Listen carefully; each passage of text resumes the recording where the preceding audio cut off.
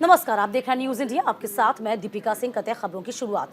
3 राज्यों के लिए कांग्रेस ने लिस्ट जारी कर दी है। पहली एमपी, छत्तीसगढ़ के लिए कांग्रेस ने लिस्ट जारी की है। तेलंगाना के लिए भी कांग्रेस ने लिस्ट जारी कर दी है। तो एमपी के 144 उम्मीदवारों की ये लिस्ट जारी है। कमलनाथ, गोविंद सिंह, जीतू पटवारी का नाम है। छिंदवाड़ा से पूर्व सीएम कमलनाथ चुनाव लड़ेंगे। छत्तीसगढ़ के लिए पहली लिस्ट में 30 नाम तय किए गए हैं। तेलंगाना से 55 उम्मीदवारों को मैदान में उतारा गया। पाटन से भूपेश बघेल को टिकट दिया गया है। अंबिकापुर से टीएस सिंहदेव को चुना गया। कांग्रेस ने मध्य प्रदेश, छत्तीसगढ़, तेलंगाना विधानसभा चुनाव के लिए अपने उम्मीदवारों की पहली सूची जारी कर दी है। कांग्रेस ने मध्य प्रदेश में 144, छत्तीसगढ़ में 30, तेलंगाना विधानसभा चुनाव के लिए 55 उम्मीदवारों के नाम की घोषणा की है। मध्य प्रदेश में पूर्व मुख्यमंत्री कमलनाथ छिंदवाड़ा से चुनाव लड़ेंगे। इधर छत्तीसगढ़ के मुख्यमंत्री भूपेश बघेल पाटन, वरिष्ठ नेता टीएस सिंहदेव अंबिकापुर से विधानसभा चुनाव लड़ेंगे।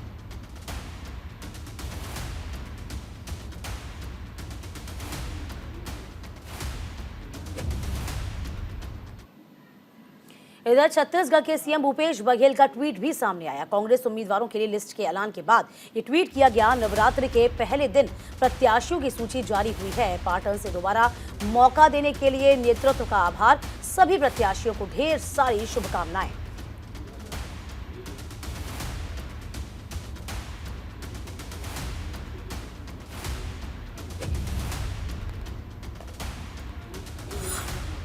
देखिए, वो एक्स पर जो पोस्ट किया गया है, उस पोस्ट को भी दिखा रहे हैं जिस तरीके से सीएम भूपेश बघेल ने ट्वीट किया। और इसी के साथ साथ नवरात्र के पहले दिन प्रत्याशियों की सूची जारी होने पर भी शुभकामनाएं प्रेषित करी।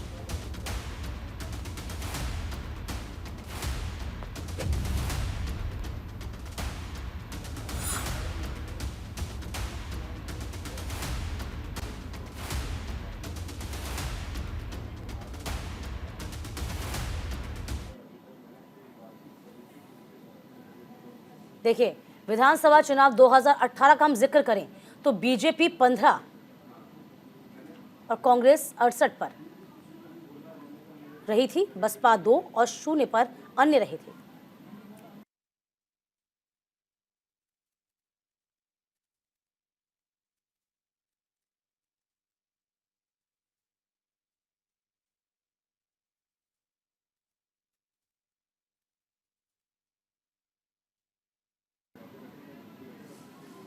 तो चलिए नजर डाल रहे हैं साल 2018 के चुनाव के नतीजों पर। किस राजनीतिक दल को कितनी सीटें मिली थी, जरा नजर दौड़ाइए। बीजेपी को 109, कांग्रेस को 114। यदि हम मध्य प्रदेश की बात करते हैं, समाजवादी पार्टी को भी सीटें हासिल हुई थी। देखिए, 109 बीजेपी, कांग्रेस ने 114, सपा ने 1 और बीएसपी ने 2 पर, अन्य पर 4 रहे थे। तो कुल 230 विधानसभा सीटें हैं मध्य प्रदेश में। हम 18 का जिक्र कर रहे हैं अभी। तो 18 में आपको बता दें, बीजेपी 109 पर रही थी, कांग्रेस 114 पर बाजी मारी थी। समाजवादी पार्टी की बात करें तो 1 सीट समाजवादी पार्टी, बीएसपी को 2 सीटें हासिल हुई थी।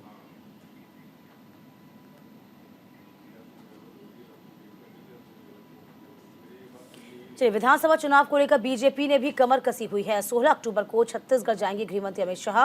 राजनांद गांव में रैली को संबोधित करेंगे पूर्व सीएम। तो रमन सिंह के नामांकन कार्यक्रम भी शामिल होंगे। बीजेपी प्रत्याशी के रूप में नामांकन दाखिल करेंगे।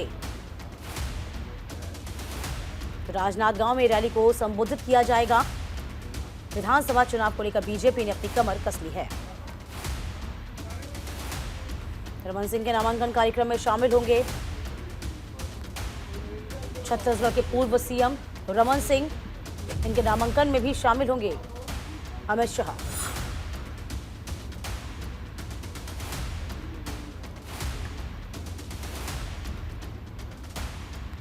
तो विधानसभा चुनाव नजदीक और लगातार प्रत्याशियों की सूची का ऐलान करते हुए बीजेपी ने कहीं ना कहीं कांग्रेस पर भी तंज कसा है।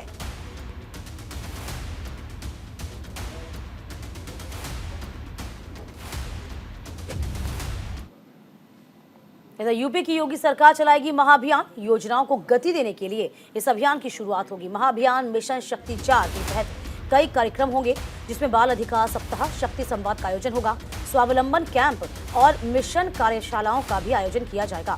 16 से 22 अक्टूबर तक चलेगा जागरूकता सप्ताह। योजना के लाभार्थियों को जागरूक किया जाएगा। 14 से 20 नवंबर तक नुक्कड़ नाटक, खेलकूद प्रतियोगिताएं शामिल हैं।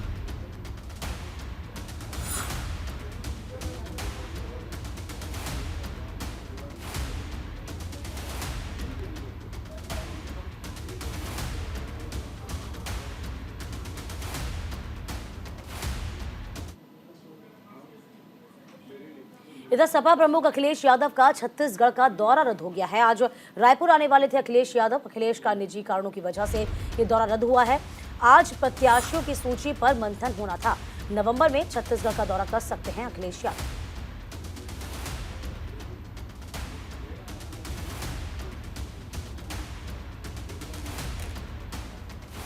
देखिए, अखिलेश यादव छत्तीसगढ़ के दौरे पर आने वाले थे, लेकिन खबर जो आ रही है वो ये कि निजी कारण की वजह से वह इस दौरे में शामिल नहीं हो पाएंगे। हालांकि अब आगामी प्रस्तावित दौरा उनका नवंबर में रखा गया है। नवंबर में वह छत्तीसगढ़ का दौरा करेंगे। तमाम पार्टियां अपनी अपनी तैयारियां तेज कर चुकी हैं। समाजवादी पार्टी भी इसमें पीछे नहीं रहना चाहती। और इसी बीच आपको बता दें कि छत्तीसगढ़ के दौरे पर अखिलेश यादव रहने वाले थे, लेकिन उनका दौरा रद्द हो गया है।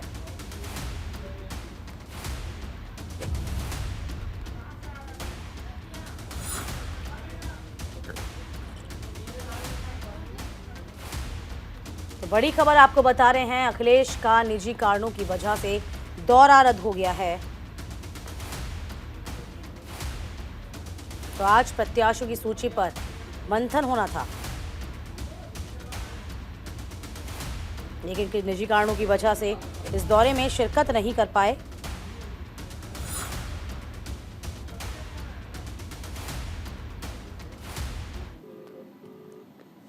चलिए, इस बीच आपको बता दें तमिलनाडु से खबर होगी, जहां तमिलनाडु के तिरुवंतमलाई में भीषण सड़क हादसा हुआ है। कार और लॉरी की जोरदार भिड़ंत हुई है। हादसे में 7 लोगों की मौत है। तो शादी समारोह से तमाम लौट रहे थे कार सवार। सड़क दुर्घटना की जांच में पुलिस जुटी हुई है।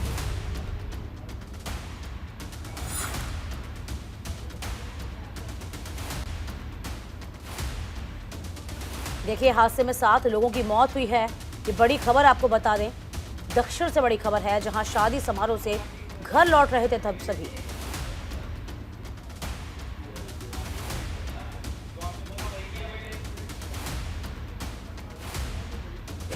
तो तिरुवन्नमलाई में भीषण सड़क हादसा तमिलनाडु के, जहां पर कार और लॉरी की जबरदस्त भिड़ंत हुई।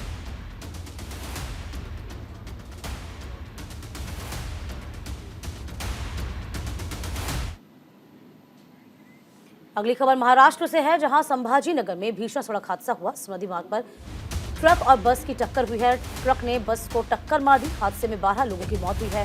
23 से ज्यादा लोग घायल हुए हैं।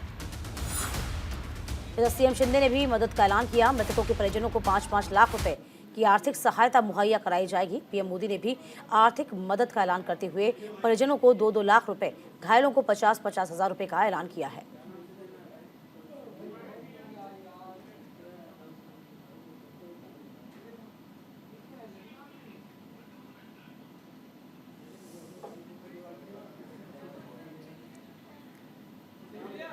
चलिए, अगली खबर आपको एक बार फिर से बता रहे हैं हम, तमिलनाडु से ही है। यहाँ पर भी भीषण सड़क हादसा हुआ था। कार और लॉरी की जबरदस्त भिड़ंत हुई थी। 7 लोगों की मौत हुई।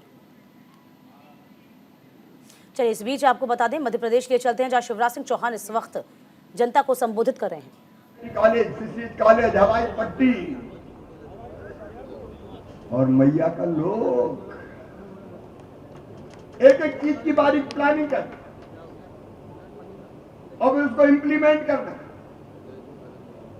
और फिर दतिया के स्वरूप को बदल कर रख देना। बताओ, जैसी दतिया नरोत्तम मिश्रा ने बनाई, कभी कांग्रेस तब बनाई थी क्या?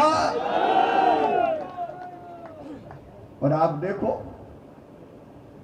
जहां कांग्रेस जीतती है वहां केवल तबाही और बर्बादी होती है। और इसलिए आज मैं अपने मित्र भाई नरोत्तम मिश्रा को दतिया के विकास के लिए हृदय से बधाई देता हूं, हृदय से बधाई देता हूं।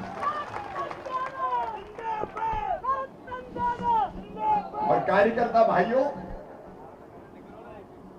जनता में यह संदेश पहुंचाना पड़ेगा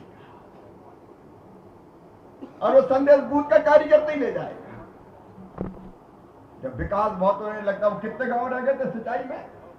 20 में 35 गांव। तब मैंने लगन देखी थी कि चाहिए 35। कमलनाथ छिंदवाड़ा ले गए, हम फिर से छुड़ा लाएगा। हम छिंदवाड़ा कभी कर रहे हैं, लेकिन वो छुड़ा के ले जाते थे। अच्छा, एक बात तो बताओ कार्यकर्ता बहनों और भाइयों, मैं आपसे भी पूछ रहा हूं, जब कमलनाथ मुख्यमंत्री थे तो रोते रहते थे, कहते थे मेरे पास पैसा नहीं है, मेरे पास पैसे ही नहीं है, मेरे पास पैसे ही नहीं है, मामा खजाना खाली कर गया। आप बताओ, रोतेला मुख्यमंत्री अच्छा लगता है क्या?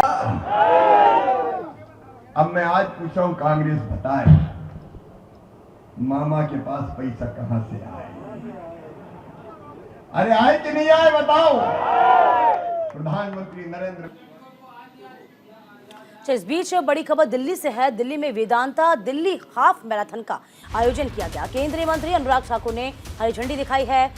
दिल्ली के एलजी वीके सक्सेना भी इस बीच मौजूद हैं। पिछले साल से ज्यादा लोगों ने इसमें हिस्सा लिया है। एलजी का कहना, इस साल 36,000 लोग शामिल हुए हैं। दिल्ली को स्पोर्ट्स हब बनाना हमारी पहली प्राथमिकता है। देखिए, तस्वीरें भी सामने आई हैं। केंद्रीय मंत्री अनुराग ठाकुर ने हरी झंडी दिखाकर हाफ मैराथन को रवाना किया। दिल्ली के एलजी वीके सक्सेना भी इस बीच मौजूद रहे।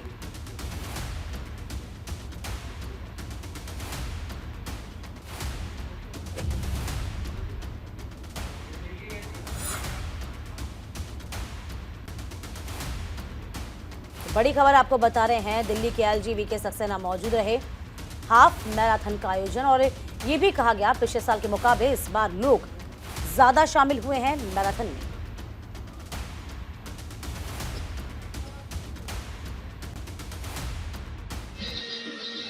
का ये जो वेदांता हाफ मैराथन है, अब एक तरीके से एक ग्लोबल इवेंट बनकर तैयार हो गया है। लास्ट ईयर इसमें 28,000 लोगों ने पार्टिसिपेट किया था और इस बार 36,000 पीपल पार्टिसिपेट कर रहे हैं। ये इसी से लगता है कि दिल्ली के लोग कितना फिट रहना चाहते हैं। जो ऑनरेबल प्राइम मिनिस्टर ने कहा है फिट इंडिया, उसमें लोग पार्टिसिपेट कर रहे हैं। कल इसमें कोई शक नहीं कि शानदार भारत की जीत हुई है इंडिया पाकिस्तान मैच में, और उससे पहले अभी एशियन गेम्स में भी देखा कि हमारे कंट्री ने 107 मेडल्स जीते हैं। तो अब ये कैचअप कर रहा है और दिल्ली को एक स्पोर्ट्स हब बनाना है। इसके लिए पूरी तैयारी की जाएगी और इस तरीके के इवेंट्स दिल्ली में होते रहने चाहिए, जिससे कि लोगों के अंदर एक भावना आए कि हमें खेलना है, हमें कूदना है, हमें फिट रहना है। और ये फिट रहने का, देखिए, इस बीच अयोध्या से खबर है। अयोध्या में राम कथा पार्क में रामलीला का पूजन मंचन के साथ औपचारिक शुभारंभ किया गया, जहां फिल्म और टीवी कलाकारों से सुसज्जित इस रामलीला का समापन हुआ। 24 अक्टूबर को दशहरे के दिन रावण दहन के साथ होगा। बता दें कि पहले वैदिक मंत्रोच्चार के बीच अयोध्या की रामलीला का ये आरंभ हुआ था, जिसमें रामलीला में वेदवती का किरदार निभा रही मैंने प्यार किया की फिल्म एक्ट्रेस भाग्यश्री और रावण का किरदार निभा रहे महाभारत में चर्चित धृतराष्ट्र गिरजा शंकर मंचन से औपचारिक शुरुआत हुई थी।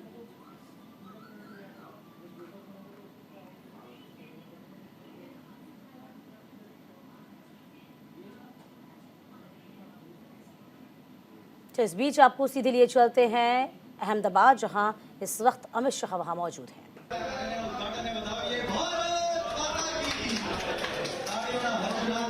जल्दी जता रहो, जल्दी।